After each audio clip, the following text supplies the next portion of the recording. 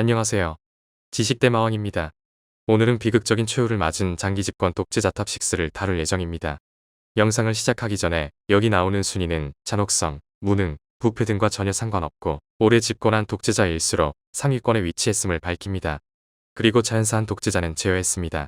그럼 시작하겠습니다. 6위는 1973년 쿠데타로 집권하였으나 조국에서 대학살이 일어나던 1994년 암살당한 르완다의 쥐베날 하베리마나입니다. 한때 그는 쿠데타를 일으켜 정권을 잡긴 했으나 1981년 르완다에 최초로 의회를 설치하였고 다당제를 실시하여 민주주의를 실천하기 위한 노력을 했습니다. 하지만 1980년대 후반 르완다의 특산품인 커피의 가격이 내려가며 르완다의 경제는 점차 파탄 지경에 이르렀고 동시에 르완다 내 빈곤 문제가 심각해지자 국민들은 점차 그에게 불만을 가지기 시작합니다.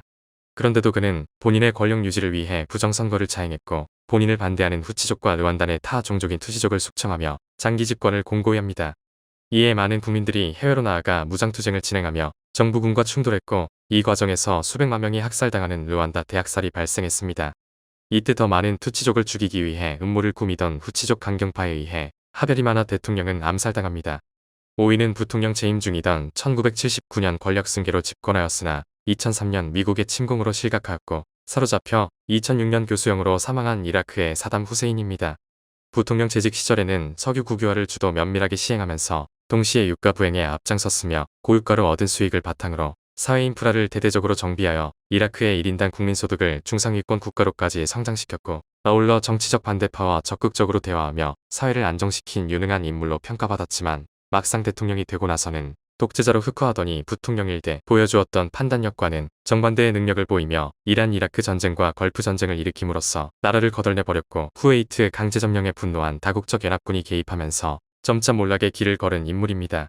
물론 내부적으로도 수많은 사람들을 무고하게 고문하고 살해하면서 점차 국민들의 지지를 잃은 건 역시 그가 몰락한 또 다른 이유입니다. 4위는 1965년에 권력승계로 집권하였으나 1989년 시민혁명으로 실각하여 도망가다 사로잡혀 총살당한 루마니아의 니콜라에 차우셰스쿠입니다. 괴상한 정책으로 유명한 그도 한때 서방과의 관계를 개선하고 소련의 내정 간섭에 반발하기도 했습니다. 하지만 시간이 흐르며 나태해졌고 본인의 권력 유지에만 관심을 두기 시작합니다. 그는 북한 김일성을 모방하여 개인 숭배와 우상화 정책을 실시했고 전 국민을 도청하며 공포 정치를 실시합니다. 당시 루마니아의 인구 2,100만 명을 감시하기 위해 248개의 도청본부, 1,000개 이상의 이동 도청센터가 설치되었고 루마니아 전역에 도청기만 300만 개가 있었다고 전해집니다. 그가 세계적으로 유명한 독재자가 된 이유는 괴상한 정책, 특히 인구 증가 정책 때문인데 그는 여성들에게 아이 4명 이상을 낳으라고 강요했습니다. 자식이 최소 4명이 되지 않으면 연봉의 30% 정도를 세금으로 물렸습니다. 심지어 불임인 여성이나 장애인에게도 세금을 물렸습니다. 또한 이상한 에너지 정책을 실시하여 전기 공급을 제한했고 온수는 계절을 가리지 않고 2시간만 공급하였습니다. 그리고 겨울엔 루마니아의 아파트 실내 온도가 12도를 넘어가지 않을 정도로만 난방을 공급했습니다. 웃긴 건 본인과 본인 가족, 공산당 간부들은 이를 전혀 지키지 않았습니다. 당연히 차우셰스쿠는 경제를 부행할 역량이 1도 없었고 미쳐버린 정부 정책에 지친 국민들은 경제마저 망해버리자 1989년 시민혁명을 일으켜 그를 사로잡아 총살해 처해버렸습니다. 3위는 쿠데타로 1990년 집권하였으나 2021년 반군과 교전 중에 사망한 차드의 이드리스 데비 이트노입니다. 그는 쿠데타를 2번 일으킨 인물인데 한 번은 1982년 쿠데타를 일으켜 정치적 동지인 이센 아브레를 대통령으로 올렸고 또 다른 한 번은 1990년 쿠데타를 일으켜 이센 아브레를 몰아내고 대통령 자리에 직접 올랐습니다. 그는 나라의 경제개발보단 집권 내내 본인의 부와 권력만 생각했던 인물이었습니다. 나라의 모든 이권을 본인과 측근들이 독점하며 그는 엄청난 부를 쌓았고 동시에 본인을 반대하는 국민에게 무차별적인 구금과 고문을 자행하며 본인의 독재를 공고히 했습니다. 상황이 이러니 차드는 그의 집권 기간 내내 1인당 GDP 하위권을 맴돌았습니다. 더 심각했던 것은 학교에서 공부에 몰두해야 할 13에서 17세 사이에 가난한 소년들을 돈과 담배로 유인해 소년병으로 내전에 내몰며 나라의 희망의 싹을 가감하게 잘라버린 것입니다. 경제를 쑥대밭으로 만들었고 많은 사람들을 죽음으로 내몰았던 그도 2021년 반군과 전투하다가 총에 맞아 전사합니다. 2위는 쿠데타로 1930년 집권하였으나 1961년 무장괴한에게 급습당해 암살당한 도미니카 공화국의 라파엘 트루히오입니다. 그는 한때 독립전쟁으로 폐허가 된 수도를 재건하고 사회기반 시설을 확충하며 경제개발에 나서기도 하였으나 권력의 달콤함을 알고 나서는 본인의 권력 유지를 위해 본인에게 저항하는 정치인과 제야 인사들을 고문한 뒤 살해하였고 정보기관을 통해 언론을 관리하였습니다. 그의 횡포는 이웃 국가인 하이티의 국민들에게도 예외는 아니었는데 하이티 노동자들이 도미니카 사람들의 일자리를 빼앗기에 본인의 지지율이 떨어진다 생각한 그는 군대를 동원해 도미니카 공화국에 체류하는 하이티인들을 학살합니다.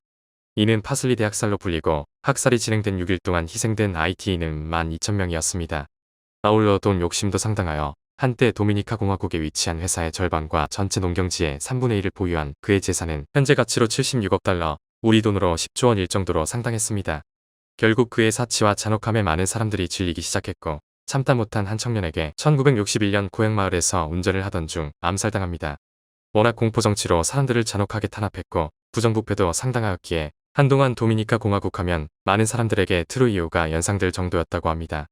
1위는 쿠데타로 1969년 집권하였으나 내전이 발생하며 전국이 혼란스러워지자 2011년 10월 도망 중 피살당한 리비아의 무아마르 카다피입니다. 그는 한때 경제에 있어 유능함을 보여주기도 하였는데 리비아의 석유 산업을 국유화하여 국가의 재정을 늘렸고 그 부를 골고루 분배하여 국민들을 부유하게 만들었습니다. 이게 얼마나 대박이었냐면 한때 리비아의 1인당 국민소득이 미국을 뛰어넘을 정도였습니다. 하지만 엄청난 반서방 성향을 가진 그는 서방에 지속적으로 테러를 가하면서 서방을 자극하였고 참다 못한 서방이 경제 제재와 군사 공습으로 보복함에 따라 그는 점차 몰락의 길을 걷습니다. 경제와 안보 상황이 심각한데도 그는 오히려 헌법과 의회를 폐지하고 국민을 탄압하며 민심을 점차 잃어갑니다. 그러던 2011년 튀니지에서 시작한 아랍의 봄의 바람이 리비아에도 찾아오자 리비아의 민주화를 이룰 좋은 기회라 생각한 국민들에 의해 실각당했고 도망다니던 중 사로잡혀 살해당합니다. 지금까지 권력을 잃고 비참한 최후를 맞은 6명의 독재자를 알아보았습니다. 오늘의 영상은 여기서 마무리하고 다음 영상으로 찾아뵙겠습니다. 재미있게 보셨다면 구독과 좋아요 부탁드립니다. 감사합니다.